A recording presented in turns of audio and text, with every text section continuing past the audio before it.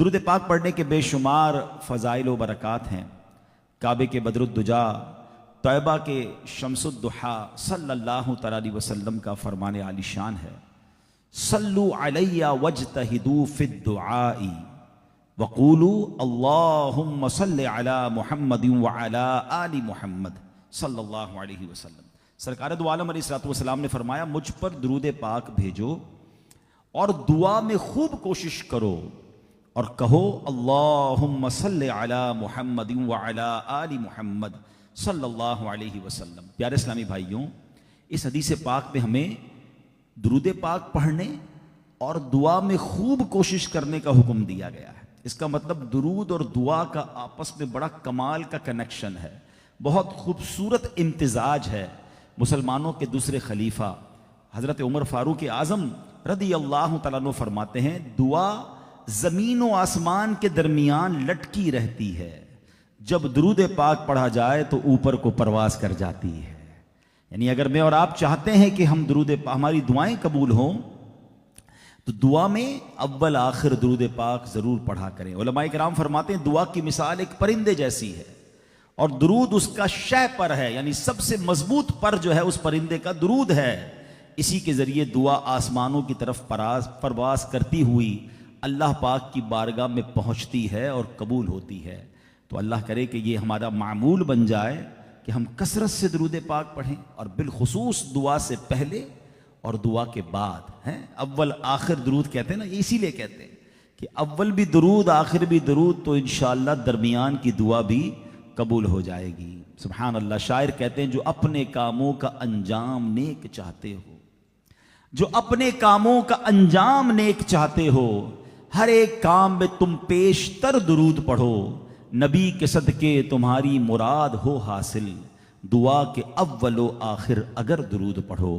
صلو علی الحبیب صلی اللہ تعالی علی محمد صلی اللہ علیہ وسلم۔ میرے پیارے اسلامی بھائیوں، الحمدللہ ہم اس آقا علیہ السلام کا میلاد منانے، ان کا ذکر خیر کرنے جمع ہوئے ہیں۔ نبی پاک کی شان کیسی عرفہ و اعلیٰ ہے۔ آج یہ دنیا میں رونقیں ہیں، یہ دنیا میں خوبصورتیاں ہیں، جو دنیا کی ساری رعنائیاں ہیں، یہ سب کچھ رب نے بنایا ہے تو کس کے لیے بنایا ہے؟ سبحان اللہ۔ یاد رہے، محبوب رب ذوالجلال علیہ السلام کا یہ صدقہ ہے۔ آپ علیہ السلام جانے کائنات، بلکہ کائنات کا وجود ہی آپ علیہ السلام کے قدموں کی دھول ہے۔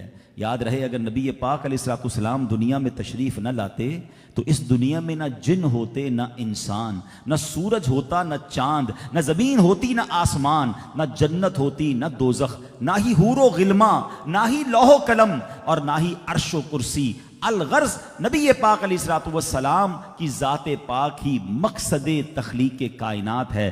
He is the reason of the all creation۔ اے میرے پیارے اسلامی بھائیوں، حضرت سیدنا، اب یاد رکھیے گا کہ یہ جو میں نے بات کہی ہے کہ نبی پاک وجہ تخلیق کائنات ہیں، اب ذرا سنیے گا یہ کیسے کہا گیا۔ سیدنا عبداللہ ابن عباس رضی اللہ تعالیٰ عنہ سے روایت ہے کہ اللہ عز و جل نے حضرت سیدنا عیسیٰ روح اللہ علی نبینا علیہ السلام کو وحی بھیجی، اے عیسیٰ، محمد صلی اللہ علیہ وسلم پر ایمان لا اور تیری امت میں سے جو لوگ ان کا زمانہ پائیں انہیں بھی حکم کر کہ ان پر ایمان لائیں، کیونکہ اگر محمد عربی صلی اللہ تعالیٰ علیہ وسلم کی ذات گرامی نہ ہوتی تو نہ میں آدم کو پیدا کرتا، نہ ہی جنت و دوزخ بناتا۔ جب میں نے عرش کو پانی پر بنایا تو اس وقت وہ حرکت کر رہا تھا، میں نے اس پر لا الہ الا اللہ محمد الرسول اللہ صلی اللہ تعالیٰ علیہ وسلم لکھ دیا تو وہ ٹھہر گیا۔ اللہ اکبر۔ اس کا مطلب یہ ہے کہ واضح حدیثوں کے ذریعے اور واضح روایتوں کے ذریعے بات طے ہے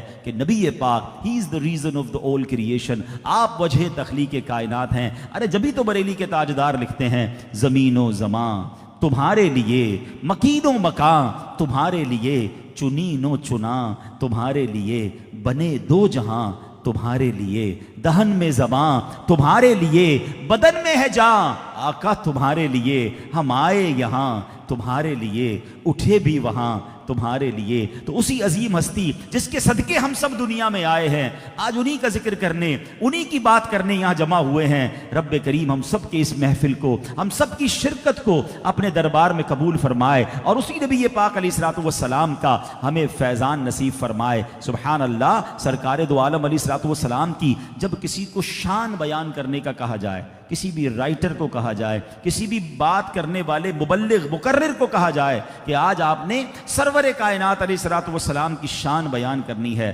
آپ یقین کریں وہ پزلڈ ہو جاتا ہے، وہ حیران ہو جاتا ہے کہ میں بات شروع کہاں سے کروں، کس موضوع کو اپنا موضوع سخن بناؤں۔ اللہ نے ایسا بنایا کہ کائنات میں ان جیسا پھر کسی کو نہ بنایا، نہ ان سے پہلے کوئی ایسا آیا، نہ ان کے بعد کوئی ایسا آیا۔ اللہ اکبر، ایسی شان ہے میرے آقا علیہ الصلوۃ والسلام کی، شان مصطفیٰ کی بلندیوں کے کیا کہنے۔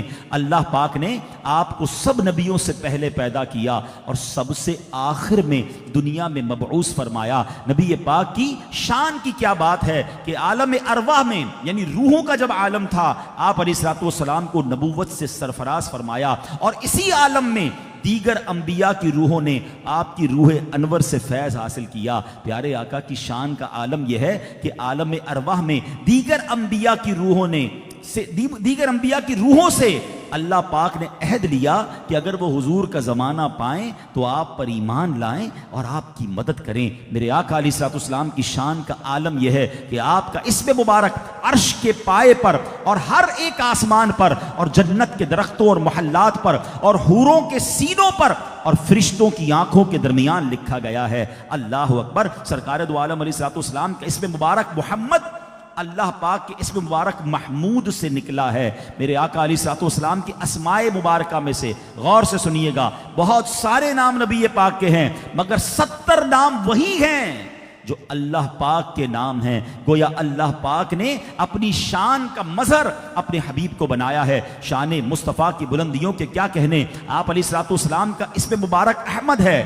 آپ سے پہلے جب سے دنیا پیدا ہوئی ہے کسی کا یہ نام نہ تھا، تاکہ اس بات میں کوئی شک و شبہ کی گنجائش نہ رہے کہ قرآن پاک سے پہلے کی آسمانی کتابوں میں جس شخصیت کا نام احمد تھا وہ آپ علیہ الصلوۃ والسلام ہی ہیں۔ اس سے پہلے کائنات میں کسی کا یہ نام نہیں ہے۔ سبحان اللہ، میرے آقا کے نام میں محمد کی شان یہ ہے، ذرا مل کر کہیے محمد صلی اللہ علیہ وسلم۔ عاشقان رسول اپنے لب چومتے ہیں نا، انگوٹھے چومتے ہیں، آنکھوں سے لگاتے ہیں، مگر یہ نام کیسا ہے کہ پہلے نام لو تو ہونٹ ہی ایک دوسرے کو چوم لیتے ہیں۔ ذرا کہیے نا محمد صلی اللہ علیہ وسلم، ہمارے ہونٹ ہی پہلے چوم لیتے ہیں۔ اللہ نے کیسا نام عطا فرمایا۔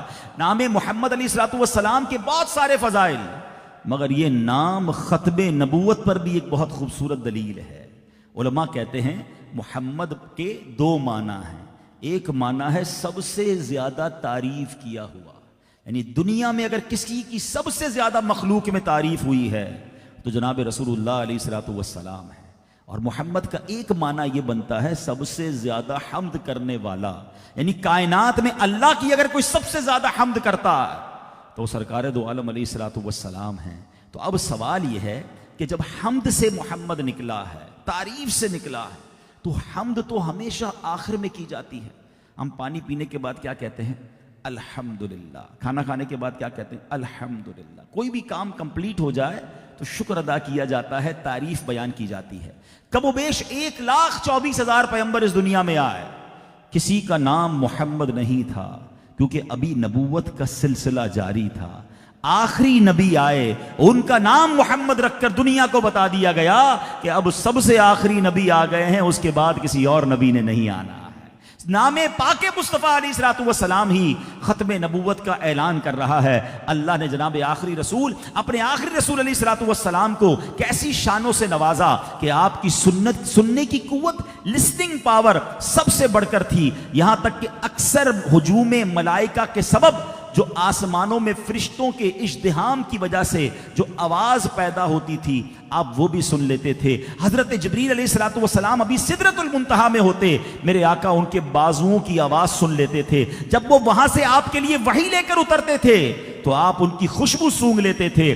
آسمانوں کے دروازوں کے کھلنے کی آواز بھی نبی پاک علیہ الصلوۃ والسلام سن لیا کرتے. ارے جو سدرۃ المنتہا کی آواز سن لیا کریں, اگر کراچی میں بیٹھ کر امتی درود پاک پڑھیں تو اسے کیوں نہ سماعت فرمائیں گے. دور و نزدیک کے سننے والے وہ کان, کان لعل کرامت پہ لاکھوں سلام. شان مصطفیٰ کی بلندیوں کی کیا بات ہے. اللہ پاک نے اپنی شریعت کا آپ علیہ الصلوۃ والسلام کو مختار کل بنایا. آپ جس کے لیے جو چاہیں حلال فرما دیں اور جس کے لیے جو چاہیں حرام فرما دیں. یہی بات بریلی کے تاجدار امام عشق و محبت نے کس خوبصورت انداز میں لکھی. اصالت کل, امامت کل, سیادت کل, عمارت کل, حکومت کل, ولایت کل, خدا کے یہاں تمہارے لیے. کیوں زمین و زمان تمہارے لیے, مکین و مکان تمہارے لیے, چنین و چنا تمہارے لیے, آقا بنے دو جہاں تمہارے لیے. آج انہی آقا علیہ الصلوۃ والسلام کا ذکر خیر کرنے جمع ہوئے ہیں.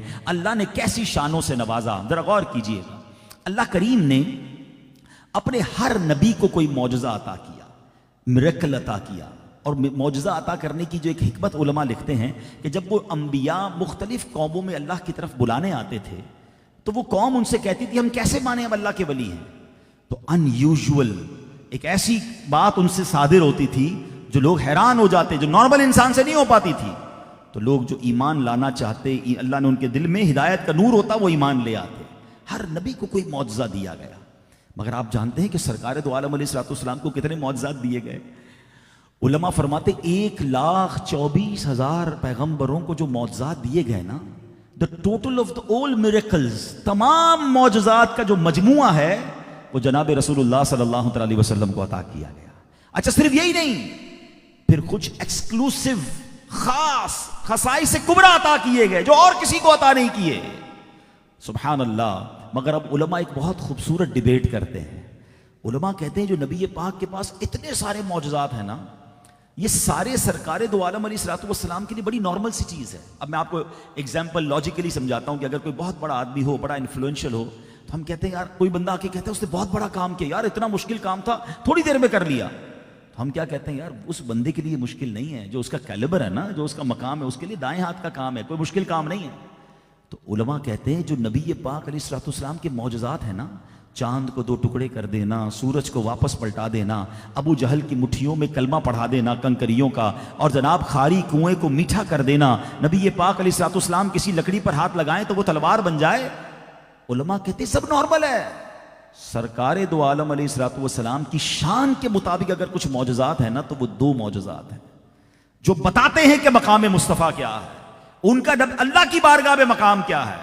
ذرا توجہ میری طرف رکھیے گا, اور جو یہ میرے پیچھے اسکرین چلا رہے ہیں فی الحال مجھے ہی دکھائیں.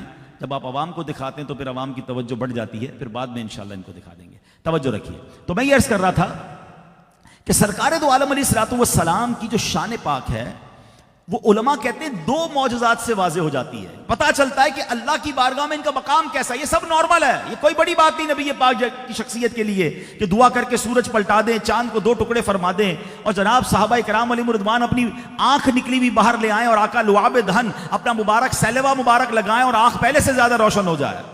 It's normal for نبی پاک علیہ الصلوۃ والسلام. Now look at and listen carefully for those 2 miracles جو ہمیں یہ ایلوبریٹ کرتے ہیں, بتاتے ہیں کہ سرکار دو عالم علیہ الصلوۃ والسلام کا مقام کیا ہے. علماء کہتے ہیں ایک معجزہ ہے معراج کا معجزہ. یہ وہ کمال ہے جو اللہ نے اپنے کسی نبی کو دنیا میں کسی کو نہیں عطا فرمایا. وہ کیا تھا؟ دیدار مصطفیٰ کرنا تھا نا. نبی پاک علیہ الصلوۃ والسلام کو رب کا دیدار کرنا تھا. اب اللہ کا دیدار کیا چیز ہے ذرا سمجھیے گا. حضرت موسیٰ کلیم اللہ ہیں, وہ اللہ سے باتیں کیا کرتے, جبھی تو کلیم اللہ کہلاتے تھے نا. اب دنیا کا دستور ہے کہ جس سے پیار ہو, جس کی رسپیکٹ ہو, اور بندہ اس سے بات بھی کرتا ہو اور دیکھا نہ ہو, تو دل میں تمنا جاگتی ہے کہ دیکھوں تو صحیح. تو انہوں نے اللہ سے عرض کی, مولا میں تجھے دیکھنا چاہتا ہوں. ارشاد باری ہوا لن ترانی, اے موسیٰ تم مجھے نہیں دیکھ سکو گے. دوبارہ ریکویسٹ کی, اے اللہ تجھے دیکھنا چاہتا ہوں. اللہ کریم نے اپنے نور کی تجلی پہاڑ پر نازل فرمائی. اللہ کا دیدار نہیں ہوا, اللہ کریم کے نور کی تجلی نازل ہوئی. وہ پہاڑ بھی ریزہ ریزہ ہو گیا اور حضرت موسیٰ بھی بے ہوش ہو گئے. وہ اس کی تاب نہ لائے, اس برڈن کو آپ برداشت نہ کر سکے. اب try to imagine the difference between Kaleemullah and Habibullah. اب فرق دیکھیے, وہ اللہ کے کلیم ہیں، بات کرتے تھے رب سے، مگر جناب رسول اللہ کا مقام کیا ہے کہ وہاں ریکویسٹ ہے اور منع کیا جا رہا ہے، لن ترانی ہے، موسیٰ نہیں دیکھ سکو گی، اور وہاں جبریل کو بھیج کر بلایا جا رہا ہے کہ میرے محبوب کو میرے پاس لے آؤ۔ صلاۃ والسلام میں شعر سنتے ہیں نا، try to understand the difference between طور اینڈ معراج۔ شاعر کہتے ہیں قصہ طور و معراج سمجھے کوئی، فرق مطلوب و طالب کا دیکھے کوئی بے ہوش جلووں میں گم ہے کوئی، کس کو دیکھا یہ موسیٰ سے پوچھے کوئی، آنکھ والوں کی ہمت پہ لاکھوں سلام۔ یہ اللہ نے اپنے حبیب کو مرتبہ دیا۔ اچھا، اب یہاں ایک تھوڑی سی عقیدے کی بات بھی کلیریفائی کر دوں، ویسے پہلے ایک سوال کر لیتا ہوں پھر مسئلہ حل ہو جائے گا۔ آپ کی زندگی کا جو سب سے بڑا سیکرٹ ہو، سب سے بڑا راز ہو، آپ اپنے کسی بیلوڈ کو، کسی پیارے کو، کسی قریبی دوست کو، رشتہ دار کو، فیملی کو بتا دیں، سب سے بڑا راز بتا دیں، اب اس کے بعد کوئی اور چیز چھپانا بنتی ہے؟ جب سب سے بڑا میں راز بتا دوں تو پھر اب کیا چھپانا ہے؟ تو پھر سبھی بتا دوں، ٹھیک ہے نا، لاجیکلی بھی عقل بھی کام کرتی ہے نا۔ اب مجھے بتائیں اس کائنات کا سب سے بڑا غیب کیا ہے؟ آج کے دور میں بدقسمتی سے مجھے تو سمجھ نہیں آتا کہ نبی پاک علیہ الصلوۃ والسلام کی شان بیان کرنے کی بجائے لوگوں کو یہ فکر کیوں ہوتی ہے کہ پیارے آقا پاس علم غیب تھا کہ نہیں تھا؟ ارے امتی کو تو خوش ہونا چاہیے کہ اللہ نے اپنے حبیب ہمارے آقا علیہ الصلوۃ والسلام کو کیسے کیسے مراتب اور جو ہے وہ مقام سے نوازا۔ اب سمجھیے میری بات کو، علم غیب تھا کہ نہیں تھا اس مسئلے سے حل ہو جائے گا۔ مجھے بتائیے اس کائنات کا سب سے بڑا غیب کیا ہے؟ What is the meaning of غیب؟ دا نالج آف انسین، جس کو ہم دیکھ نہ سکیں۔ سب سے بڑا غیب اس کائنات کا خود رب تعالی ہے۔ اللہ کو دنیا میں کسی نے نہیں دیکھا تھا، ٹھیک ہے، صرف نبی پاک علیہ الصلوۃ والسلام کی ذات وہ ہے جس کو رب نے اپنے پاس بلایا اور اپنا دیدار کرا دیا۔ مجھے بتائیے جس رب نے اپنا دیدار کرا دیا، اب وہ کوئی اور غیب چھپائے گا پیارے آقا علیہ الصلوۃ والسلام سے؟ بریلی کے تاجدار امام عشق و محبت نے یہ پورا فلسفہ ایک شعر میں سمجھا دیا۔ وہ تھوڑی پنجابی وچ کہتے ہیں نا گلی مکا دی، وہ کہتے ہیں اور کوئی غیب کیا تم سے نہا ہو بھلا، نہا کہتے چھپے گا، یا رسول اللہ اور کوئی غیب کیا تم سے نہا ہو بھلا، جب نہ خدا ہی چھپا تم پہ کروڑوں درود۔ تو امید ہے کہ یہ کانسیپٹ بھی کلیئر ہو گیا ہوگا کہ جب رب نے اپنے حبیب علیہ الصلوۃ والسلام کو وہ دکھا دیا، وہ جلوہ عطا فرمایا جو کائنات میں کسی کو نہیں دکھایا، تو پھر باقی چیزیں کیا رہ جاتی ہیں؟ تو بہرحال میرے پیارے اسلامی بھائیوں، یہ وہ معجزہ ہے جو بتاتا ہے کہ شان مصطفیٰ کیا ہے۔ اور دوسرا معجزہ جو علماء کہتے ہیں، جو آج میرے بیان کا ٹاپک بھی ہے، جو آج انشاءاللہ ہم نے یہاں سے کچھ سیکھ کر اس معجزے کی برکتیں لے کر جانا ہے۔ دیکھیں ابھی تک جتنے معجزات کا ذکر ہوا، پورا مہینہ میلاد کا آلموسٹ آپ نے بہت سارے پروگرامز اٹینڈ کیے ہوں گے، اور جب نبی پاک کے میریکلز، آقا کے معجزات سنتے ہیں، عاشقان رسول کے دل جھومتے ہیں، ایک رسپیکٹ اور بڑھتی ہے، محبت رسول بڑھتی ہے۔ مگر ان میں سے کوئی بھی معجزہ ہم دیکھ نہیں سکے، ہم وٹنس نہیں کر سکے۔ ہم نے نہیں دیکھا چاند کیسے دو ٹکڑے ہوا، ہم نے نہیں دیکھا سورج کیسے پلٹا، ہم نے ابو جہل کے ہاتھ میں ان کی مٹھی میں کنکر کو کلمہ پڑھتے نہیں دیکھا۔ ہم سنتے ہیں تو ایمان تازہ ہو جاتا ہے کہ ایک پیالہ ہوتا تھا اور 70 صحابہ دودھ پی لیتے تھے، مگر پیالہ خالی نہیں ہوتا تھا۔ ہم یہ بھی سنتے ہیں تو دل خوش ہو جاتا ہے کہ حدیبیہ کے مقام پر نبی پاک کی 5 انگلیوں سے پانی ایسا جاری ہوتا ہے کہ 1400 صحابہ پانی بھی پی لیتے ہیں، وضو بھی کر لیتے ہیں، برتن بھی بھر لیتے ہیں، مگر انگلیوں سے جو فوارے جاری ہیں وہ پانی ختم نہیں ہوتا۔ یہ سارے معجزات جب تک سنتے ہیں ایمان تھا۔ 1400 سال بعد آئے نا، محبت تو بہت ہے، وہ نعت کا شعر ہے نا، ہم نے آنکھوں سے دیکھا نہیں ہے مگر، ہم نے آنکھوں سے دیکھا نہیں ہے مگر ان کی تصویر سینے میں موجود ہے۔ محبت تو کرتے نا ان سے، جبھی تو جمع ہے۔ 1450 سال گزر گئے مگر آج بھی ان کا ذکر کرتے ہیں تو آنکھیں نم ہو جاتی ہیں۔ آج بھی ان کے مدینے کی تمنا، ان کے دربار میں جانے کی تمنا ہر عاشق رسول کے دل میں آ رہی، یہی تو وہ باؤنڈنگ ہے۔ مگر آج اے عاشقان رسول میں آپ کو اس معجزے کی بات کرنے آیا ہوں۔ سب سے بڑی بات تو یہ ہے کہ اس معجزے کو، اس میریکل کو علماء کرام دا بگیسٹ میریکل کہتے ہیں، سب سے بڑا معجزہ ہے، اور وہ معجزہ آج ہمارے درمیان موجود ہے۔ وی کین فیل اٹ، ہم آج اسے محسوس کر سکتے ہیں۔ We can take blessing from it, ہم چاہیں تو اس سے برکتیں حاصل کر سکتے ہیں۔ تو کمال ہو گیا نا، باقی معجزات تو سنتے آئے ہیں، یہ معجزہ جو سب سے بڑا ہے اور ہمارے درمیان موجود ہے۔ مگر سوال یہ ہے کہ ہم اس سے کتنا بینیفٹ لے رہے ہیں، اور وہ معجزہ ہے قرآن مجید فرقان حمید۔ یہ میرے آقا کا وہ معجزہ ہے جو سب سے بڑا معجزہ ہے۔ آپ کو معلوم ہے جب قرآن پاک خود کہتا ہے کہ اس قرآن کو ہم کسی پہاڑ پر نازل کرتے تو خشیت الہی کی وجہ سے، اس کی ہیبت کی وجہ سے، اس کے برڈن کی وجہ سے وہ پہاڑ بھی ریزہ ریزہ ہو جاتا. اتنا قرآن پاک کو، یعنی اس کا یوں سمجھیے کہ اس کا برڈن ہے، اس کی ہیبت ہے، یہ خشیت ہے اس کی. It means there were no place on that earth. اس زمین پر کوئی جگہ ہی نہیں تھی جو قرآن پاک کے اس ہیبت کو اٹھا سکتی، اس کو بیئر کر سکتی. تو پھر کہاں اترا قرآن، کہاں نازل کیا؟ ہائے ہائے، نبی پاک کے دل اقدس پر قرآن نازل کیا گیا. نبی پاک کے دل انور کو یہ طاقت دی گئی، شک صدر ہوا. یہ بھی ایک معجزہ ہے کہ پیارے آقا کے سینے کو چیرا گیا ہے، سینہ اقدس کو کھولا گیا. آج کہتے ہیں جناب سائنس نے بڑی ترقی کی ہے، اوپن ہارٹ سرجری ہوتی ہے. ارے 1450 سال پہلے فرشتے آئے، نبی پاک کے سینہ اقدس کو کھولا گیا، دل میں نور داخل کیا گیا، کیونکہ اب قرآن نازل ہونا ہے، اب وحی آنی ہے، اب اس کا برڈن بیئر کرنا ہے. اور 23 سال کے عرصے میں بتدریج وقتاً فوقتاً وحی کا سلسلہ رہا اور یہ پورا قرآن ریویل ہوا نبی پاک علیہ الصلوۃ والسلام کے قلب مقدس پر. تو یہ قرآن وہ معجزہ ہے جو آج ہمارے درمیان ہے. اللہ نے کیسی حفاظت کا انتظام کیا ہے، صبر زیر پیش میں کوئی فرق نہیں لا سکتا. لاکھوں کروڑوں سینوں میں یہ قرآن محفوظ ہے. ارے 5-6 سال کا بچہ جس کی مادری زبان پنجابی ہو، میمنی ہو، بلوچی ہو، سندھی ہو، فرینچ ہو، پورا قرآن یاد کر لیتا ہے. یہ قرآن کا اعجاز ہے. ارے قرآن کے اور بہت سارے کمالات اپنی جگہ. میں لاجیکلی 2-3 باتیں بتاتا ہوں. مجھے بتائیے اگر یہاں ماشاءاللہ پڑھے لکھے لوگ بھی موجود ہوں گے جو کتابوں کی شوقین ہوں گے، میں آپ سے پوچھتا ہوں جو آپ کی فیوریٹ بک ہے آپ کتنی بار پڑھتے ہیں؟ 2 بار پڑھ لیں گے، 3 بار پڑھ لیں گے، شاید 5 بار پڑھ لیں گے. اس کے بعد کیا کریں گے؟ لائبریری میں رکھ دیں گے. یار میری ہے بڑی favourite book, I read it almost 5 times. اب دوبارہ کیوں نہیں پڑھ رہے بھائی؟ اب اور کتنا پڑھوں بھائی؟ پڑھ لی نا 4-5 بار، اب مزہ نہیں آتا. کمال یہ ہے قرآن 1000 بار پڑھیں ہر بار نیا لطف دیتا ہے. قرآن پرانا نہیں ہوتا ہے. صحیح قرآن پڑھنے والا آج بھی مل جائے، اچھا قاری تلاوت کرے، پیچھے نماز پڑھنے والے کو سمجھ نہیں آتا مگر آنکھوں سے آنسو نکلنا شروع ہو جاتا. یہ قرآن دلوں پہ اثر کرتا ہے. یہ معجزہ ہم اپنی آنکھوں سے دیکھ رہے ہیں مگر کتنی برکتیں لوٹ رہے ہیں. کیا روز پڑھ رہے ہیں، انڈرسٹینڈ کر رہے ہیں؟ حدیث پاک میں آتا ہے وہ دل ویران ہے جس میں کچھ قرآن نہیں ہے. Please check yourself. اے میلاد منانے والو، ہم نبی پاک سے محبت کا دعویٰ بھی کریں اور قرآن کو ہاتھ بھی نہ لگائیں. پورا سال گزر جائے، سارا دن موبائل فون ہمارے ہاتھ میں ہوتا ہے. اب تو موبائل بتاتا بھی ہے کہ اسکرین ٹائم کتنا آپ نے گزارا، آج کے دن میں کتنے گھنٹے موبائل کے ساتھ گزارے، کتنے سافٹ ویئر آن لائن کیے، مگر کیا قرآن آن لائن کیا؟ پتہ جب میں اور آپ دنیا سے جائیں گے نا قبر میں، سارے سافٹ ویئر آف لائن ہو جائیں گے.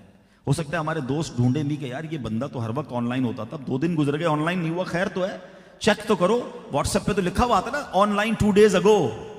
فیس بک بتائے گا کہ 3 دن پہلے جناب آن لائن ہوا تھا. چیک کرنے نکلیں گے تو شاید پتا چلے گا کہ وہ بندہ ہی آف لائن ہو گیا ہے، وہ تو بندہ ہی دنیا سے چلا گیا ہے. بتائیے نا، قبر میں جائیں گے تو سارے سافٹ ویئر آف لائن.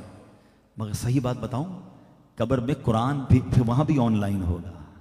حدیث پاک میں آتا ہے کہ 30 آیتوں والی قرآن پاک کی 29ویں پارے کی ایک سورت ایسی ہے، حدیث پاک کا مضمون ہے سورہ ملک، جو روزانہ رات کو تلاوت کرے یہ سورت جو ہے قبر میں آ کر اس کو عذاب قبر سے بچائے گی، شفاعت کرے گی.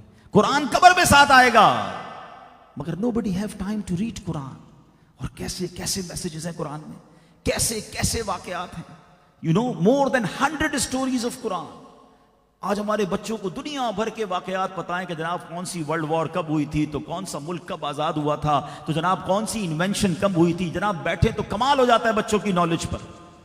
مگر کیا ہمارے بچوں کو اور ہمیں پتا ہے کہ بدر کے میدان میں کیا ہوا تھا، فرشتے کب نازل ہوئے تھے، احد کے میدان میں کیا ہوا تھا، ہجرت مدینہ کیسے ہوئی تھی، حضرت یعقوب علیہ السلام کا کیا واقعہ ہے، حضرت یونس مچھلی کے پیٹ میں کیسے رہے، حضرت ابراہیم کے لیے وہ آگ باغ کیسے بنی. Who knows and who talk about it؟ کون بات کرتا ہے؟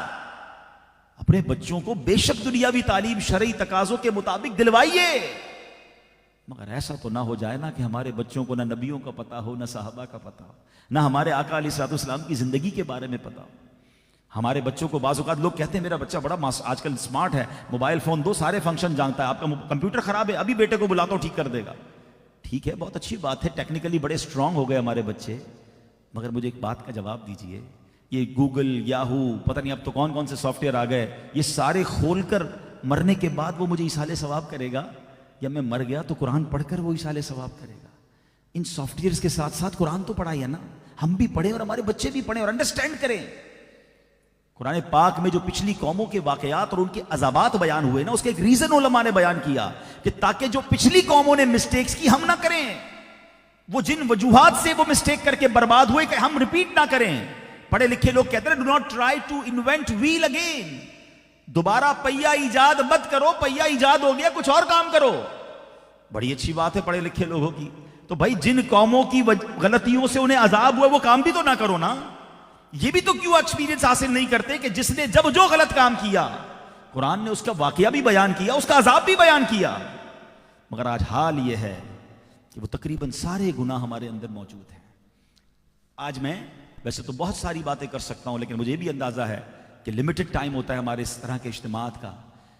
اب میں قرآن پاک کا ایک واقعہ آپ کے سامنے بیان کرنا چاہتا ہوں۔ اس کی دو تین ریزن ہیں۔ پہلا ریزن تو یہ ہے کہ اس سے اندازہ ہو کہ قرآن میں کیسے کیسے واقعات ہیں۔ اب ایک واقعے میں اتنا کچھ درس ہے، تو اگر پورا قرآن میں پڑھ لوں گا تو اور اپنے بچوں کو، اپنی فیملی کو انڈرسٹینڈ کرواؤں گا تو کیا کچھ ہمیں آسانی ہوگی۔ پہلا ریزن کہ ہمیں قرآن سے محبت بڑھے، اور دوسرا ریزن خود یہ واقعہ one of the amazing story of Quran ہے، بلکہ خود قرآن کہتا ہے احسن القصص کہا گیا، اس واقعے کو قرآن کا سب سے بہترین واقعہ کہا گیا۔ ایسا کیا ہے اس واقعے میں کہ اتنے سارے واقعات میں اس کو سب سے بہترین کہا گیا؟ کیونکہ اس میں بڑے اپ اینڈ ڈاؤنز ہیں، بڑا کمال کا واقعہ ہے، اور وہ واقعہ ہے حضرت یوسف علیہ السلام کا۔ سورہ یوسف کی کبھی تفسیر پڑھیں تو ایمان تازہ ہو جاتا ہے کہ کیسے کیسے بھنور سے نکلے، کیسی کیسی ڈیفیکلٹیز سے نکلے۔ اب میرے وہ بھائی جو مجھے آج اس ہال کے اندر سن رہے ہیں اور جو مجھے لائیو سن رہے ہیں، اگر آپ بیمار ہیں، آپ قرضے میں ہیں، آپ پریشانی میں ہیں، آپ بزنس ڈیفیکلٹی میں، what ever calamity and problem you have, آج یہ واقعہ غور سے سنیے گا کہ میرا رب چاہے تو مشکلوں سے نکالتا کیسے ہے۔ جتنے ہی زمانے والے، گھر والے، خاندان والے مخالف کیوں نہ ہو جائیں، اگر نیت اچھی ہو، اللہ کی رضا کی نیت ہو، بندہ رب کو پکارے تو اللہ کیسے مدد فرماتا ہے۔ معاملہ یہ تھا کہ حضرت یعقوب علیہ السلام کے 12 بیٹے تھے، 2 سگے بیٹے تھے، سگے بھائی تھے، حضرت یوسف علیہ السلام اور حضرت بنیامین۔ باقی 10 بھائی جو تھے وہ دوسری ماں سے تھے، اسٹیپ برادرز تھے۔ حضرت یوسف علیہ السلام نے 7 سال کی عمر میں ایک خواب دیکھا، قرآن میں اس خواب کا بھی ذکر ہے۔ انہوں نے خواب کیا دیکھا؟ اذ قال یوسف لأبیہ یا ابت انی رأیت 11 کوکبا والشمس والقمر رأیتہم لی ساجدین۔ وہ کہتے ہیں اے میرے والد صاحب، اپنے والد کو کہہ رہے ہیں، اور قرآن کیا کہتا ہے؟ یاد کرو جب یوسف نے اپنے باپ سے کہا اے میرے باپ، میں نے 11 ستاروں اور سورج اور چاند کو دیکھا، میں نے انہیں اپنے لیے سجدہ کرتے ہوئے دیکھا ہے۔ جیسے ہی حضرت یوسف نے یہ خواب اپنے والد کو سنایا تو والد صاحب نے کہا بیٹا کسی کو بتانا نہیں ہے، ورنہ تمہارے بھائی دیکھیں سن لیں گے تو وہ تم سے حسد کریں گے۔ اس سے پتہ چلا کہ حسد ایک ایسی بیماری ہے جو بھائی بھائی کو لڑا دیتی ہے۔ آج کسی کو فکر نہیں اس بیماری سے اپنے آپ کو بچانے کی، اللہ کرے کہ دل صاف ہو جائے۔ اور ایسا ہی ہوا، کیونکہ حضرت یوسف علیہ السلام سے حضرت یعقوب بڑا پیار کرتے تھے، ان کی چہرے پہ نور نبوت چمکتا تھا، تو بھائیوں کو حسد ہوا، اور حضرت یوسف علیہ السلام کے انہوں نے پلان کیا کہ اب ان کو راستے سے ہٹا دیتے ہیں۔ اب کیا پلان ہوا کہ بھائیوں نے والد صاحب سے کہا کہ ہمیں حضرت یوسف کو کہیں گھمانے لے جانا ہے۔ والد صاحب نے کہا نہیں تم اس کا خیال نہیں رکھو گے، بڑی ریکویسٹ کی، وعدے کیے، قسمیں کھائیں، حضرت یوسف کو لے گئے اور راستے میں لے جا کر ان کو مارا، لہو لہان کیا، آپ کو باندھا، آپ کا کرتا اتارا اور آپ کو کنویں میں ڈال دیا، اندھیرے کنویں میں ڈال دیا۔ 7-8 سال کے بچے کو بھائیوں نے مار کر کنویں میں ڈال دیا، انہوں نے کسر کوئی نہیں چھوڑی تھی آپ کو دنیا سے سمجھے کہ آبسلیٹ کرنے کی، معاذ اللہ آپ کے قتل کرنے کی، مگر جسے اللہ رکھے اسے کون چکھے۔ اللہ نے جبریل امین کو بھیجا، اپنے پروں پہ جبریل امین نے آپ کو اتارا، کنویں کے کنارے پر بٹھایا، گلے میں ایک ایسا رومال تھا جو حضرت یعقوب نے انہیں پہنایا تھا، حضرت جبریل نے وہ انہیں جب پہنایا تو وہ جو کنواں تھا وہ روشن ہو گیا، کنویں میں پانی کھارا تھا، حضرت یوسف کی برکت سے وہ میٹھا ہو گیا۔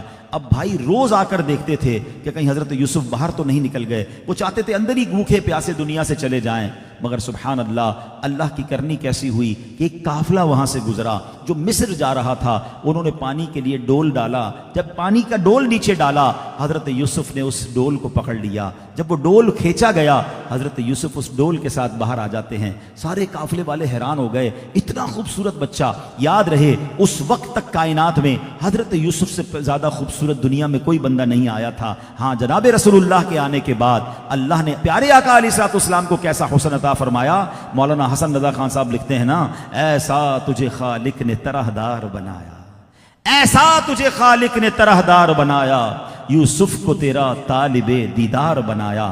اب کیا ہوا، حضرت یوسف علیہ السلام جب کنویں سے باہر آئے، آپ کے بھائیوں کو پھر پتہ چل گیا، اب بھی چین نہیں آیا، قافلے والوں کے پاس آئے، آ کر کہتے ہیں یہ ہمارا بھاگا ہوا غلام ہے، آپ کو چاہیے گا تو ہم بہت سستا سیل آؤٹ کر دیں گے، مگر شرط ہے کہ اس کو کہیں دور لے جاؤ۔ انہوں نے کہا ہم تو مصر جا رہے ہیں، کہا ٹھیک ہے مصر لے جائیں، 20 درہم میں آپ کو فروخت کر دیا گیا۔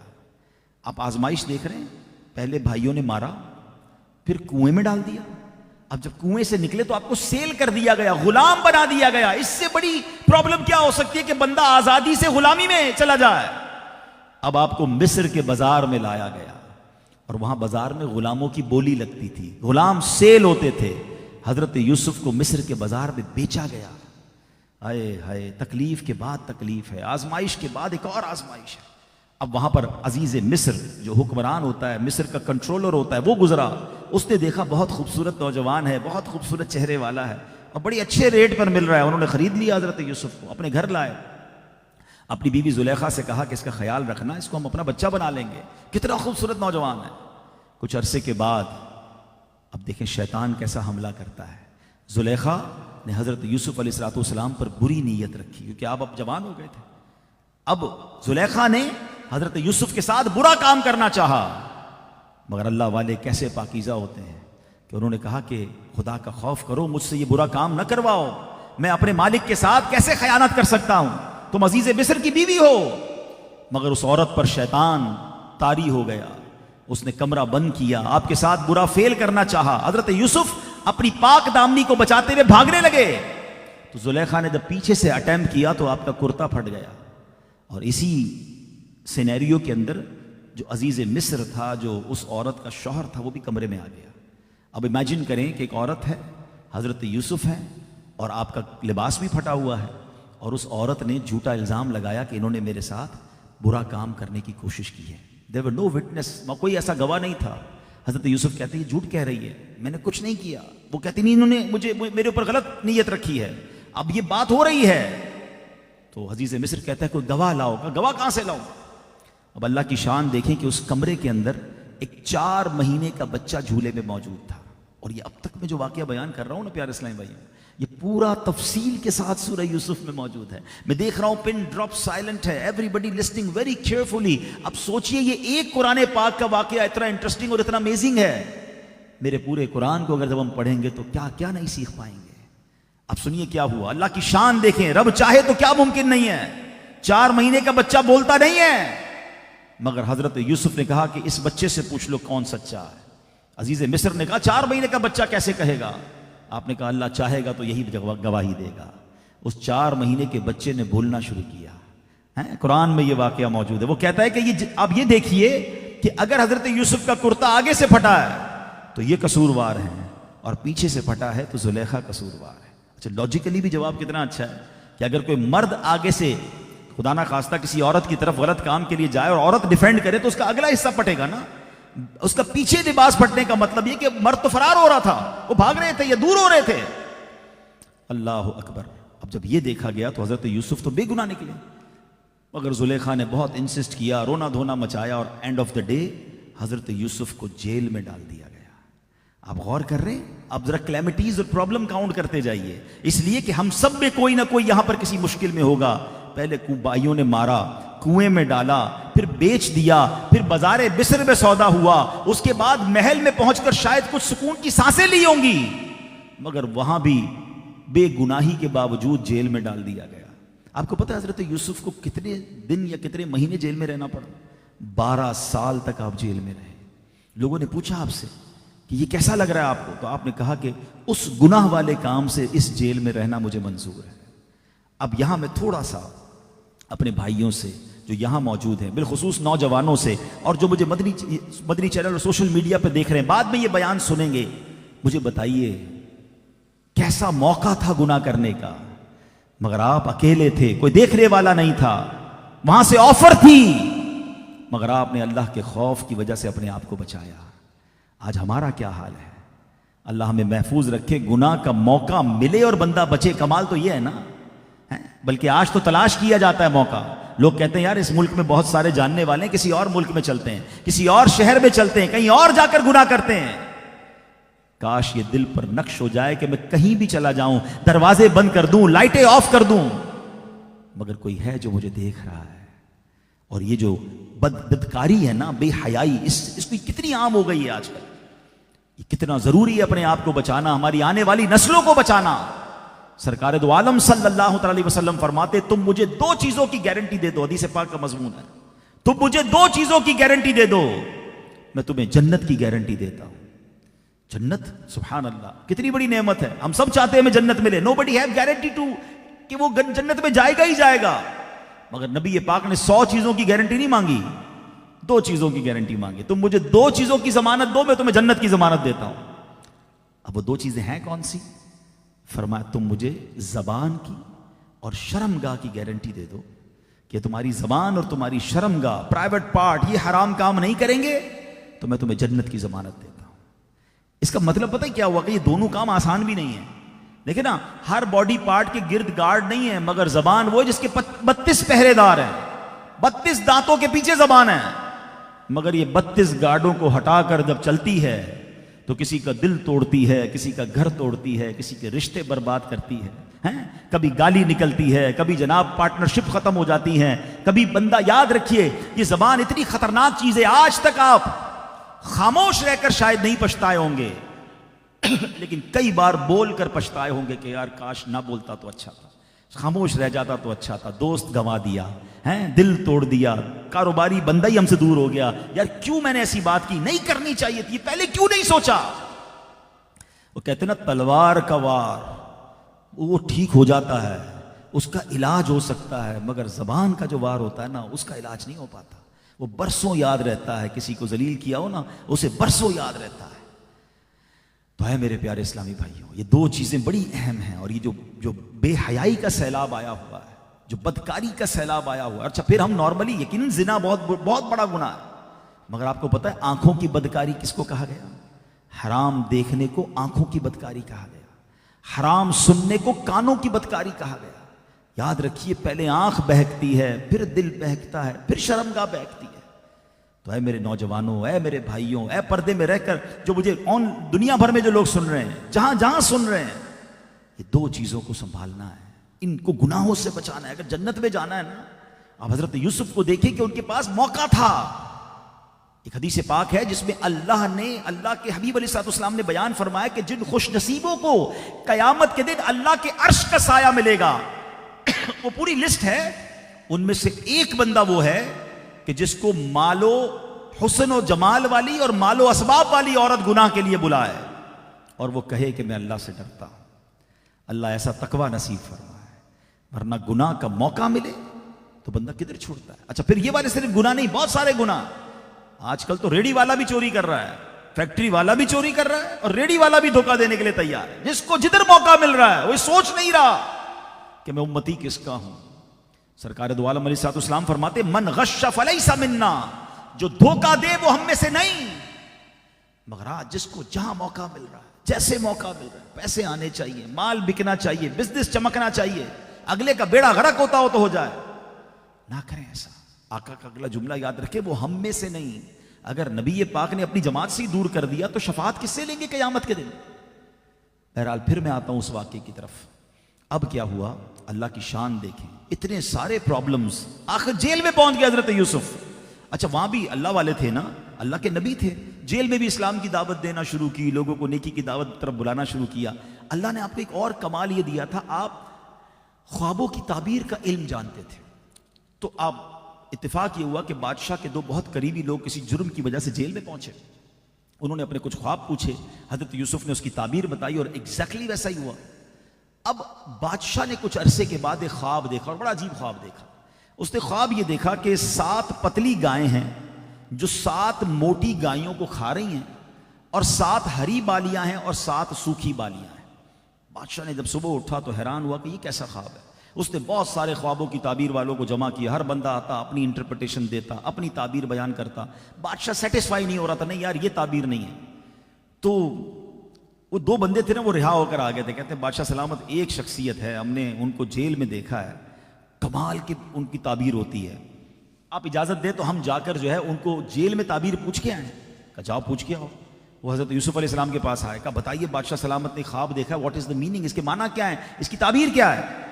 حضرت یوسف نے فرمایا کہ 7 برس تک مسلسل کھیتی کرو، یعنی اناج اگاؤ، کیونکہ اس کے بعد 7 برس جو ہے نا وہ خشک سالی کے ہوں گے، قحط ہوگا، اناج ہوگا ہی نہیں. اور جو اناج ہو ان کو بالیوں میں محفوظ رکھنا ہے، یعنی اس کو سٹور کرنے کا بھی طریقہ بتایا. اور پھر جب 7 سال گزر جائیں گے تو 7 سال جو آپ نے اناج جمع کیا ہوگا نا، اگلے 7 سال آپ کو کھانے میں کام آئیں گے، آپ کا اسٹاک آپ کو کام آئے گا. اس کے 7 سال بعد جا کر پھر ہریالی ہونی ہے. جب بادشاہ کو جا کر یہ تعبیر بتائی تو ہی امیزڈ. کہتا اچھا ایسا کرو کہ ان کو رہائی کرواؤ، ان کو جیل سے رہا کراؤ. جب وہ گئے کہ مبارک ہو آپ کی رہائی کا پروانہ آ گیا ہے. حضرت یوسف کہتے ہیں میں نے ویسے تو نہیں آنا، پہلے پورے مصر میں یہ اعلان کرو کہ میں بے گناہ تھا، مجھ پر جھوٹا الزام تھا، میری پاک بازی کا اعلان کیا جائے. اور ایسا ہی ہوا.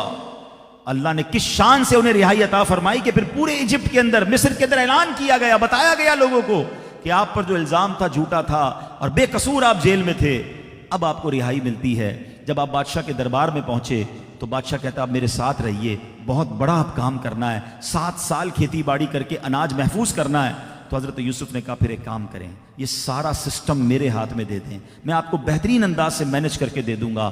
اللہ اکبر. اب حضرت یوسف علیہ السلام کو یہ سارا انتظام بادشاہ نے سپرد کر دیا. وہ حضرت یوسف جو تھوڑا عرصہ پہلے جناب کنویں کے اندر ہیں، جن کو بازار مصر میں بیچا جاتا ہے، 20 درہم میں فروخت کیا جاتا ہے، اب مصر کا کنٹرول آپ کے ہاتھ میں ہے. اللہ نے کہاں سے کہاں پہنچایا، اور آپ نے وہ کمال سپرویژن کی، وہ کمال انتظامات کیے کہ 7 سال میں پورے ملک میں ہریالی کی. آپ نے اناج اگایا، اس کو سیکیور کیا. لیکن یہ بات تو صرف مصر والوں کو پتا تھی، سراؤنڈنگ کے لوگوں کو پتا نہیں تھی. تو آپ لوگوں نے یعنی مصر کے لوگوں نے خوب اناج اسٹاک کر لیا. اور ایسا ہی ہوا. جب 7 سال گزر گئے اب قحط آنا شروع ہوا. اب آس پاس کے لوگ پریشان ہوئے، وہ مصر کی طرف آئے. سب کو پتا چلا کہ دنیا میں ایک ہی جگہ ہے جہاں اناج موجود ہے. وہ حضرت یوسف کے پاس آئے. مال و دولت کے انبار لگ گئے، سونے چاندی کے انبار لگ گئے. کھانا کہیں نہیں تھا، لوگوں کو اناج چاہیے تھا، اور جناب مونوپلی اس مصر والوں کی تھی. آپ نے وہ اناج سیل آؤٹ کیا اور لوگوں نے پیسوں کے انبار لگا دیے. اسی لائن میں، اسی کیو میں حضرت یوسف کے بھائی بھی آئے. حضرت یوسف نے پہچان لیا کہ یہ تو میرے بھائی ہیں. وہ نہیں پہچان سکے کیونکہ آپ تو بادشاہ بن چکے تھے، بچپن میں انہوں نے کنویں میں ڈال دیا تھا. تو حضرت یوسف نے دیکھا کہ سگا بھائی بنیامین نہیں آئے. حضرت یوسف نے ان کو اناج دیا، اپنے وزیروں کو کہا کہ ان کی بوریوں میں ہی پیسے واپس ڈال دو، اور ان کو کہا کہ اگلی بار تمہارا ایک بھائی ہے بنیامین، اسے لیے بغیر آؤ گے تو اناج نہیں ملے گا. وہ بھائی جب واپس گئے تو حضرت یعقوب کو کہا کہ بادشاہ سلامت نے شرط لگائی ہے، اگلی بار اناج جب ملے گا جب سگے بھائی کو لے کر جائیں گے. حضرت یعقوب کہتے ہیں تم نے پہلے ایک بیٹے یوسف کو کھو دیا، اب تمہارا پلان بنیامین کے بارے میں ایسا ہے، میں تمہارے ساتھ نہیں بھیجوں گا. جب بوریاں کھلی تو اس میں سے پیسے بھی نکل آئے.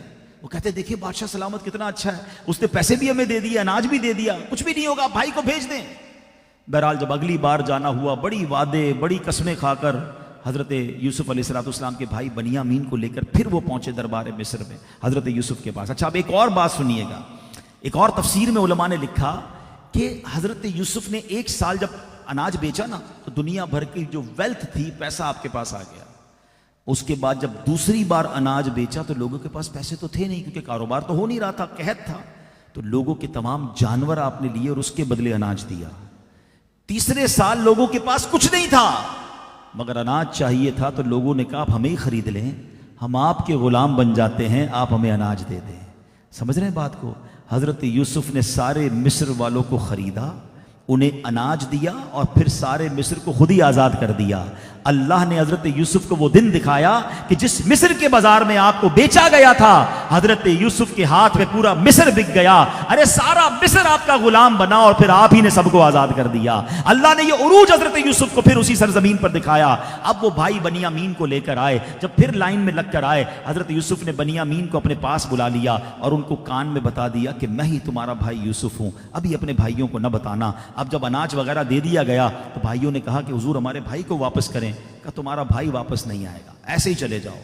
تو ایک بھائی تھا یہودا، وہ کہتا ہے میں کیسے واپس جاؤں گا، بابا جان کو اتنے وعدے کر کے لایا ہوں، پہلے ہی وہ حضرت یوسف کے لیے اتنا رو رہے ہیں، اب یہ دوسرا بھائی نہیں جائے گا تو کتنا بڑا مسئلہ ہوگا، تم جاؤ اپنے والد کے پاس، میں نہیں جاتا۔ وہ اسی دربار میں بیٹھ گئے۔ باقی بھائی جب حضرت یعقوب کے پاس گئے اور وہاں جا کر بتایا کہ بادشاہ نے بھائی کو بھیجنے سے منع کر دیا ہے، حضرت یعقوب زاروں کتار رونے لگے، اتنا روئے کہ آپ کی آنکھیں سفید ہو گئیں، بینائی بالکل یوں سمجھے قریب ختم ہونے کے قریب پہنچ گئی۔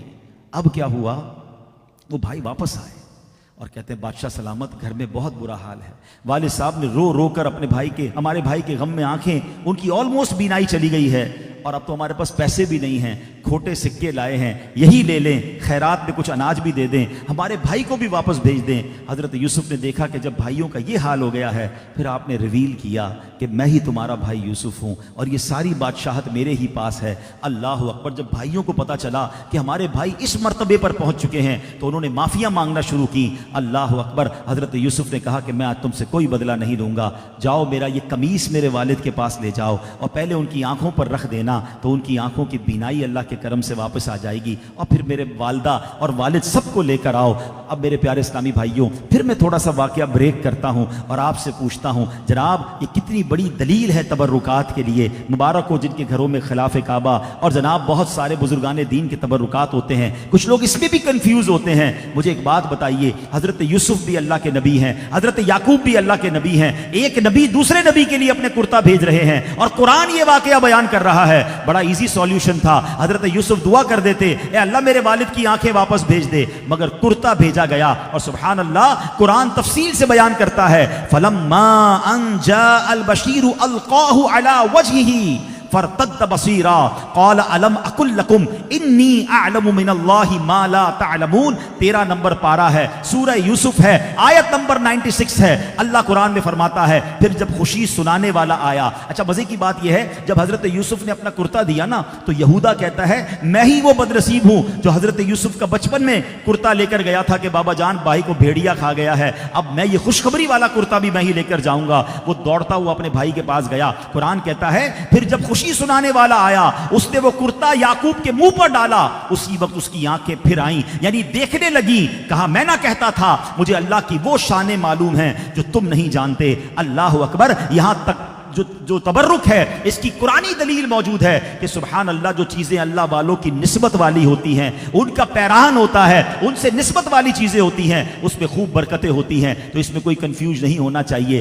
اب آتے اس واقعے کو اینڈ کی طرف لاتے ہیں۔ حضرت یوسف علیہ السلام نے 200 سوار بھیجے، اپنے والد کو، اپنی والدہ کو اور پورے خاندان والوں کو بلایا۔ مصر کے گیٹ پر آپ نے شاندار استقبال کیا۔ حضرت یعقوب نے جب اتنی بڑی شان اپنے بیٹے کی دیکھی، آپ حیران ہو گئے۔ جبریل امین آئے، حضور آپ اوپر بھی نظر کیجئے۔ حضرت یعقوب جب اوپر نظر کرتے ہیں تو فرشتوں کی فوج بھی استقبال کے لیے موجود ہے۔ کہا گیا حضور یہ آپ کی اور یوسف کی جدائی میں فرشتے بھی آنسو بہاتے رہے ہیں، آج فرشتوں میں بھی خوشی کا سما ہے۔ سبحان اللہ۔ پھر باپ بیٹے کی ملاقات ہوتی ہے، کافی دیر تک آنسو بہائے جاتے ہیں۔ پھر حضرت یوسف اپنی والدہ کو، اپنے والد کو، 11 بھائیوں کو لے کر جب مصر میں اپنے محل میں آتے ہیں تو بھائی اور والدہ اور والد سب مل کر آپ کو سجدہ کرتے ہیں۔ یاد رہے اس شریعت میں تعظیم کا سجدہ الاؤ تھا، یعنی لوگ تعظیم میں، رسپیکٹ میں سجدہ کرتے تھے۔ عبادت کا سجدہ تو پہلے کی شریعتوں میں بھی حرام اور کفر تھا، مگر رسپیکٹ کا سجدہ پہلے کیا جاتا تھا۔ آپ کو وہ حدیث یاد ہوگی کہ نبی پاک علیہ الصلوۃ والسلام نے فرمایا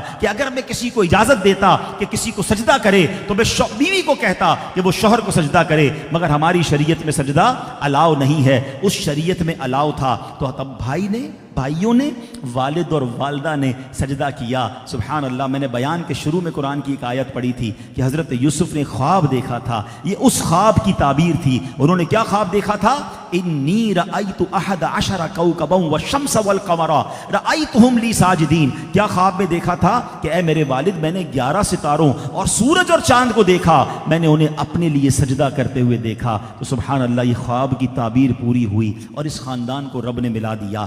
اب میرے پیارے اسلامی بھائیوں، واقعہ تو میں نے بہت اسپیڈ میں سنایا، مجھے اندازہ ہے وقت کافی ہو گیا ہے، ورنہ یہ واقعہ ایسا ہے جو گھنٹوں سنایا جا سکتا ہے۔ One of the amazing story of Quran, کتنے اپ اینڈ ڈاؤنز ہیں، مگر آؤ اب میسج لے کر جائیے، ٹھیک ہے؟ پہلا میسج حضرت یوسف کے واقعے سے ہے۔ کنویں میں گئے، آپ ذرا پہلے کلیمٹیز اور پرابلم کاؤنٹ کیجئے۔ بھائیوں نے مارا، گھر سے نکالا، فیملی سے دور کر دیا اور کنویں میں ڈال دیا۔ کنویں سے نکلے، مصر کے بازار میں بیچ دیا، محل میں پہنچے، جھوٹا الزام لگا، جیل میں ڈال دیا۔ ان تمام باتوں کے باوجود اللہ پر بھروسہ رکھا، شکوہ شکایت نہیں کی، اللہ نے انہی حضرت یوسف کو مصر کا بادشاہ بنا دیا۔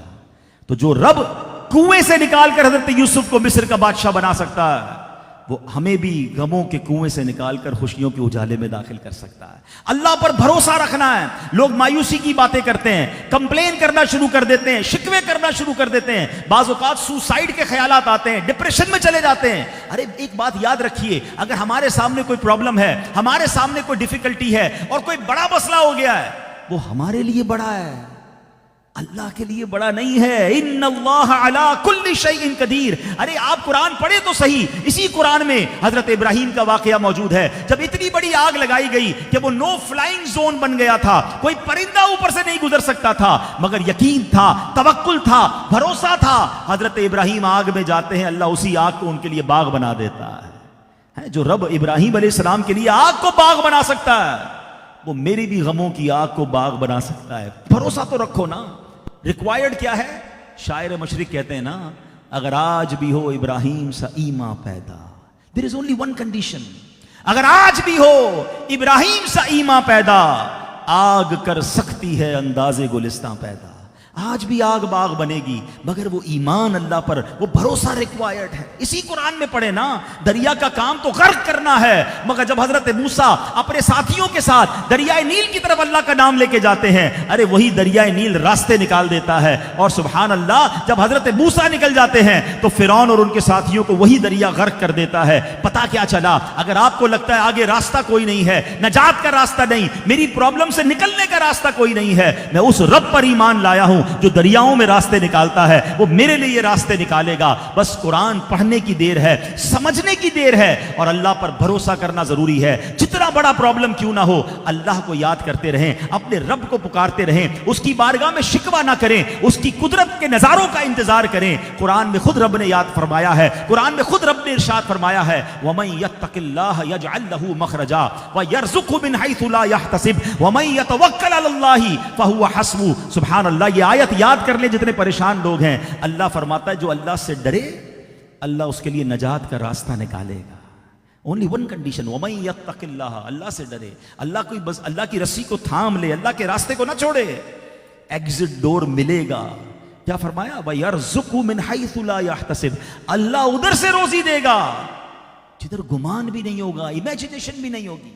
اگر یہ بات آپ کو سمجھ نہیں آ رہی نا، اس ہال میں جتنے 50-55 سال سے اوپر کے لوگ ہیں نا، ابھی کھانے کے دوران موقع ملے تو پوچھ لیجئے گا، 99% ان سب کے ساتھ کوئی نہ کوئی ایک واقعہ ایسا ہوا ہوگا جو آج یہ سوچتے ہوں گے تو حیران ہوں گے، یار میں اس وقت جس پریشانی میں تھا نکل کیسے گیا یار، ایسا پرابلم تھا کہ لگتا تھا نکل ہی نہیں پاؤں گا، ایسا ایشو تھا کہ لگتا تھا ختم، دنیا فنش، مگر اللہ نے ایسا نکالا کہ آج یاد کرتا ہوں تو حیران ہو گیا۔ ایسا ہے نا؟ کئی لوگ سر ہلا رہے ہیں، کیسے ہو گیا بھائی؟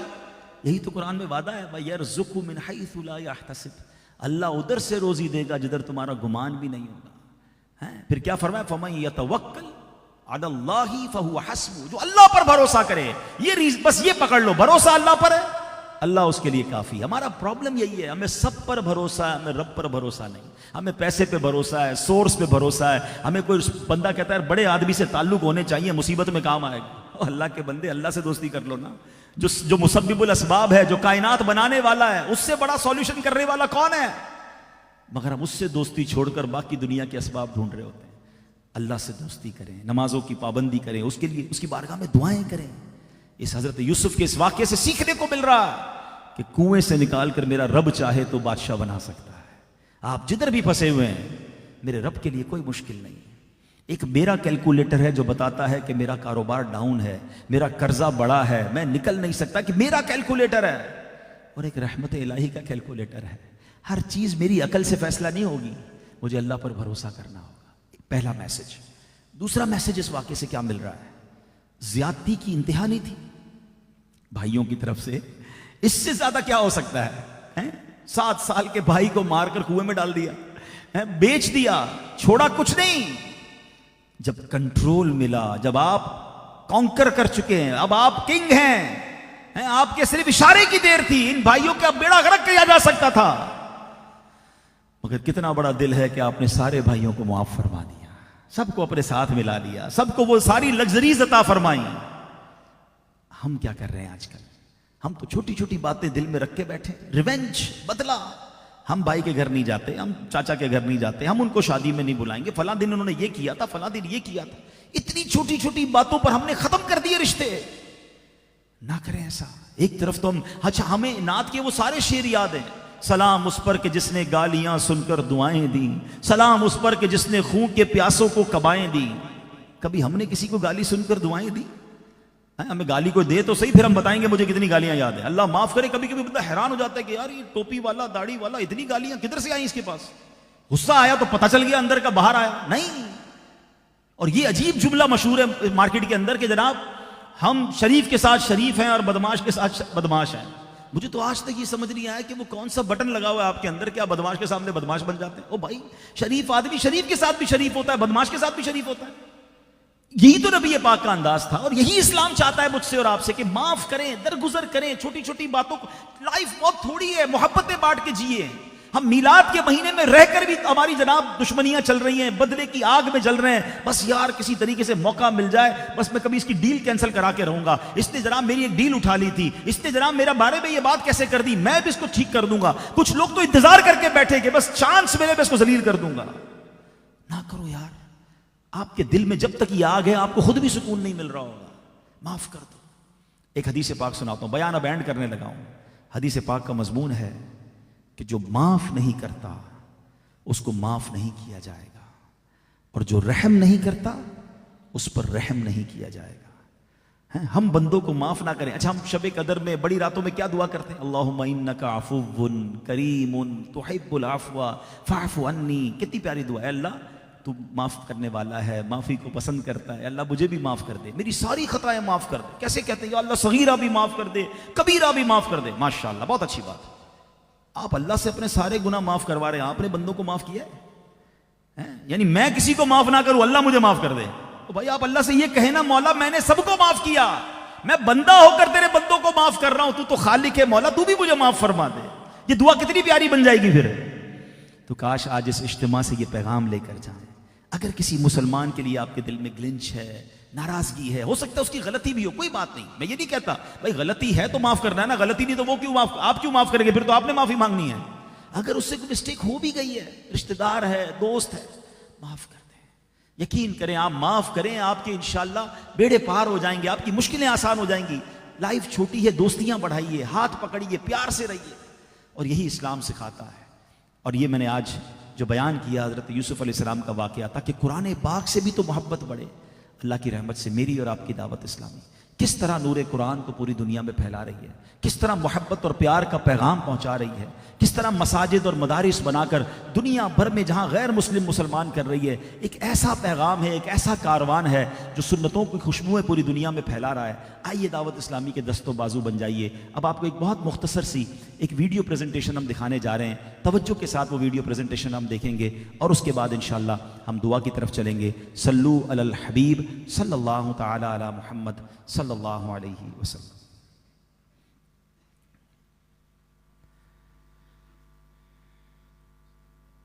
I must strive to reform myself and the people of the entire world. It has established an excellent system for reforming oneself through pious deeds and for imparting the message of religion to people of the entire world through Madani Qaflas. Madani Qaflas are traveling for 3 days, 12 days, 30 days or 12 months, both within the country and abroad. Do you know it? Alhamdulillah Azza wa Jal. Dawat Islami conducts many short courses and long courses, and by virtue of the mercy of Allah Almighty, this department has conducted approximately 38,000 courses in Pakistan to date and conducted 15,000 courses abroad. Thousands of devotees of the Holy Prophet participate in them and gain knowledge of many religious topics.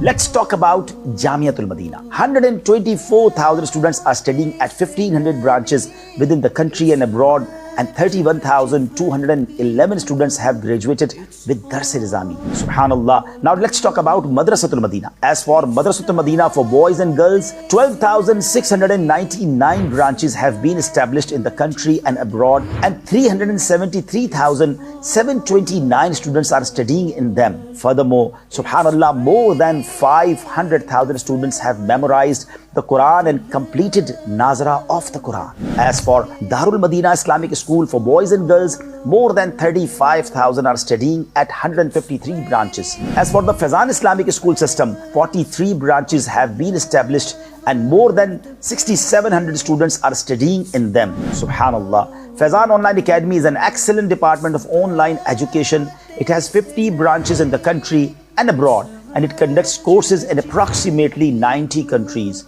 More than 23,200 students are studying at Faizan Online Academy.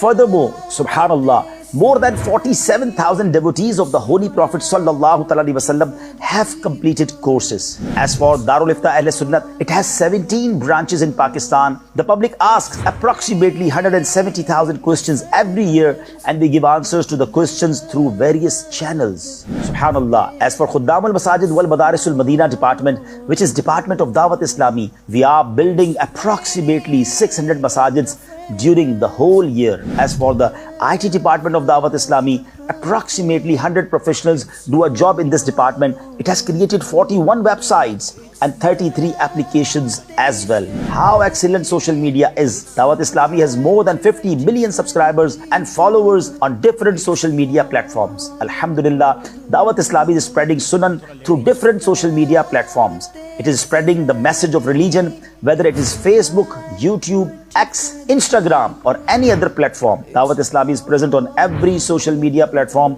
to serve the true religion. Let me tell you about the media. Madani channel broadcast its transmission in 3 languages, that is Urdu, English and Bangla. Furthermore, Subhanallah, when we launched Kids Madani channel, it worked wonders. Kids Madani channel broadcast cartoons. These cartoons have 50 or 60 million views on social media. We dub these cartoons in various languages and broadcast them in various countries of the world. Now let me tell you about the Welfare Department of Dawat Islami, FGRF. During the days of COVID, the department provided aid to more than 10 million people. It supplied more than 60,000 bottles of blood to thalassemia patients. When a flood struck Pakistan in 2022, it planned to build more than 15,000 houses. Alhamdulillah, ration bags were provided to thousands of people. A plan was devised to put up tents for their accommodation. Medicines were provided, ration bags were provided. As far as house construction is concerned, we have constructed and handed over more than 5,000 houses to the public so far. More houses are under construction. Let me tell you about the environment. Under the auspices of FGRF, we have planted approximately 3 billion saplings to date, and our slogan is plant a sapling, grow a tree. Alhamdulillah, we are constructing Madani home for orphans and homeless children. By virtue of the mercy of Allah Almighty, we devised a plan to make medical treatment easy for Muslims. First, we constructed Madani Healthcare Center. Nowadays, we are constructing branches of Madani Clinic continuously. For disabled children, we constructed Faizan Rehabilitation Center, FRC. We constructed 2 branches in Karachi. There are also branches in Lahore and Faisalabad now. This work continues. Dawat Islami has 52,000 employees in the country and abroad. Alhamdulillah, we spend approximately 1.2 billion rupees on their salaries monthly. This is your Dawat Islami. Let's support Dawat Islami. Let's earn lots of virtues by being a part of Dawat Islami. Long live Dawat Islami. Dawat Islami زندہ باد. all over the world. صلو علی الحبیب صلی اللہ تعالیٰ علی محمد صلی اللہ علیہ وسلم. چند منٹوں میں اتنی بڑی آرگنائزیشن کو ڈسکرائب کرنا آسان نہیں ہے، مگر کچھ ہائی لائٹس آپ کو پتہ چلی ہوں گی کہ کون سی نیکی ہے جس کا موقع ہمیں دعوت اسلامی نہیں دیتی. تو پھر کیوں نہ ہم ایسی تحریک سے وابستہ ہو جائیں کہ ہمارے بچوں کو عالم بھی بنائے، حافظ بھی بنائے، ہمیں نمازیں بھی پڑھائے، ہمارے وطن کو ضرورت ہو تو پودے بھی لگائے، بیمار ہو جائیں لوگ تو خون بھی دے، کہیں زلزلہ اور سیلاب آ جائے تو وہاں مدد کے لیے بھی یہی لوگ پہنچیں. میڈیا میں جہاں بے حیائی کا سیلاب ہو اس کو کاؤنٹر کرنے کے لیے کس طرح نیکی کی دعوت عام کی جا رہی ہے. تو دعوت اسلامی کا ساتھ دیں. اب میں بالخصوص 2 منٹ لوں گا ڈی ایچ اے میں رہنے والوں سے. یہ program specially for the residents of D H A ہے، باقی کراچی کے دیگر شہر علاقے سے بھی لوگ آئے ہیں، آپ سب کو میں ویلکم کہتا ہوں. مگر ڈی ایچ اے میں اللہ کی رحمت سے دعوت اسلامی کے اس وقت 22 پروجیکٹس ہیں، جن میں سے 15 میں باقاعدہ نمازوں کا سلسلہ ہو رہا ہے. الحمدللہ 2 ایسے اسلامک انسٹیٹیوٹس ہیں جو اسلامی بہنوں کے لیے، ویمنز کے لیے ہیں. الحمدللہ FEN یہ ہمارا فیضان ایجوکیشن نیٹ ورک جو ہے، اس کے تحت 50+ فیملیز ہمارے ساتھ کنیکٹڈ ہو چکی ہیں اور ہم ہوم قرآن ٹیوشن بھی دیتے ہیں. FEN کا باہر کاؤنٹر لگا ہوا ہے. اگر آپ بھی ہوم ٹیوشنز اپنے بچوں کے لیے چاہتے ہیں، مزید کورسز کے بارے میں معلومات کرنا چاہتے ہیں، وہ آپ لے سکتے ہیں. عالم کورس الحمدللہ ڈی ایچ اے میں شروع ہو چکا ہے، جس میں 4 کلاسز ہیں اور الحمدللہ ڈی ایچ اے میں رہنے والے، بلکہ اس میں پروفیشنلز بھی ہیں اور بزنس مین بھی ہیں، وہ بھی ایوننگ میں پڑھ رہے ہیں اور درس نظامی کر رہے ہیں. ویکلی اجتماع الحمدللہ ڈی ایچ اے میں جو ہو رہے ہیں، اس میں 400 سے زیادہ لوگ الحمدللہ ہر ویک جمع ہو رہے ہیں. اسی طرح ڈفرینٹ کورسز ہم نے کیے ہیں، شارٹ کورسز کیے ہیں، بچوں کی چھٹیوں میں اسلامک کورسز ہم کروا رہے ہیں، ویلفیئر کے کام ہو رہے ہیں، منتھلی جو ہے اور ویکلی درس قرآن ہو رہے ہیں. دعوت اسلامی کے مدنی قافلے ڈی ایچ اے سے سفر کرتے ہیں. اب آپ میں سے ہو سکتا ہے بہت سارے ایسے ہمارے اسلامی بھائی جو ڈی ایچ اے سے تعلق رکھتے ہوں، وہ ہم سے اس طرح کنیکٹ نہ ہوں، آپ کو ہماری ان تمام ڈیٹیلز کا پتہ نہ ہو. تو آپ سے گزارش ہے کہ صرف ایک کام کیجئے گا کہ باہر ہمارے ذمہ داران موجود ہوں گے، جاتے ہوئے اپنی کانٹیکٹ ڈیٹیلز دیجئے گا، اپنا ہو سکے تو ہمیں نمبر دیجئے گا، اپنا ڈی ایچ اے کا ایڈریس یا فیز بتائیے گا. پھر ہم اس طرح کے پروگرامز میں آپ کو کنیکٹ کریں گے، آپ کو بتائیں گے. ہم نے اور بھی انشاءاللہ یہ اسلامک سینٹرز بنانے ہیں، اور بھی جگہوں پر مساجد کی حاجت ہے. کچھ ہمارے اپ کمنگ پروجیکٹس ہیں، ہم مل کر ہو سکتا ہے کوئی بڑا کام کر سکیں، کیونکہ ہم نہیں رہیں گے، یہ مساجد اور یہ سینٹرز، یہ اسلامک جو چیزیں یہ باقی رہیں گی اور یہ ہمارے لیے صدقہ جاریہ کا باعث ہوں گی. تو ڈی ایچ اے میں جو کچھ ہو رہا ہے ہمارے نزدیک اب بھی بہت تھوڑا ہے، ہمیں بہت کچھ کرنا ہے، جس کے لیے ہمیں آپ کی ضرورت ہے. دیکھیں اللہ پاک ہم سے کوئی ایسا کام لے لے کہ ہم دنیا سے چلے جائیں اور یہ باتیں باقی رہ جائیں. میں ایسے بہت سارے لوگوں کو جانتا ہوں جو دوسرے علاقوں سے ڈی ایچ اے میں شفٹ ہوئے اور یہ کڑتے تھے کہ ہماری عاشقان رسول کی مساجد اور مدارس اور اس طرح کی محفلیں ہمیں ڈی ایچ اے میں ملیں. آج دعوت اسلامی نے کہتے ہیں ڈریم کمز ٹرو کر دیا ہے، وہ خواب پورا ہو گیا ہے اور آپ کے سامنے ڈی ایچ اے میں 22 کے قریب سینٹرز اور جس میں 15 میں با جماعت نمازیں ہو رہی ہیں. لیکن یہ بھی ابھی اس کاروان کو اور لے کے آگے بڑھنا ہے. تو پلیز ایسے مت چلے جائیے گا. آپ بے شک کراچی کے کسی اور علاقے سے آئے ہیں اور ڈی ایچ اے کے ساتھ مل کر کام کرنا چاہتے ہیں تو بھی ہم سے رابطہ کیجئے. اور اسپیشلی اگر آپ ڈی ایچ اے میں رہنا چاہتے ہیں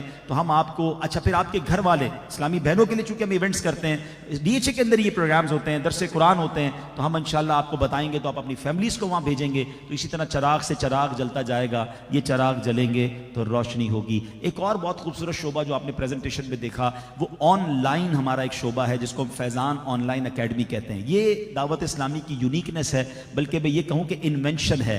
دنیا نے 2019 میں ورک فرام ہوم سیکھا تھا کووڈ کے زمانے میں، ہم نے یہ ڈپارٹمنٹ 2012 میں بنا لیا اور آج 25,000 کے قریب اسٹوڈنٹ 90 سے زیادہ ملکوں میں مختلف کورسز کر رہے ہیں. 40 کے قریب کورسز ہمارا یہ ڈپارٹمنٹ آفر کر رہا ہے. جو ٹائم آپ کے پاس ہے، نارملی بزنس مین کہتے ہیں یار ہم قرآن پڑھنا چاہتے ہیں، جیسے آج بھی بات ہوئی قرآن روز پڑھیں، یار ہم آفس سے دیر سے آتے ہیں، عشاء کی نماز بھی ختم ہو جاتی ہے، مسجد جا نہیں سکتے مدرسے کے لیے. فیضان آن لائن اکیڈمی کا فائدہ یہ ہے 24/7 آپ رات کو 2 بجے فارغ ہوتے ہیں، آپ قرآن آن لائن پڑھ سکتے ہیں. یعنی پورے دن میں کبھی بھی آپ کے پاس ٹائم ہے، ہاف این آور کی کلاس لیجئے اپنے لیے، اپنے بچوں کے لیے، اپنی فیملی کے لیے. لیڈیز کو لیڈیز پڑھائیں گے. آپ پلیز اس اسٹال کو وزٹ کیجئے گا، آپ کا ایمان تازہ ہو جائے گا کہ کتنے بیوٹیفل لینگویج کورسز بھی ہیں. تو اس سے بھی آپ آن لائن فیسلٹی سے فائدہ اٹھائیں. اللہ پاک آپ سب کا آنا قبول فرمائے. آخر میں جن لوگوں نے اس پیارے سے اجتماع کو سجانے میں اپنا حصہ ملایا، کوششیں کیں، دعوت دی، میرا رب سب کے نام بھی جانتا ہے، ان کے کام بھی جانتا ہے. اللہ کریم سب کو اس کی بہترین جزا عطا فرمائے. آمین بجاہ النبی الامین صلی اللہ تعالی علیہ وسلم.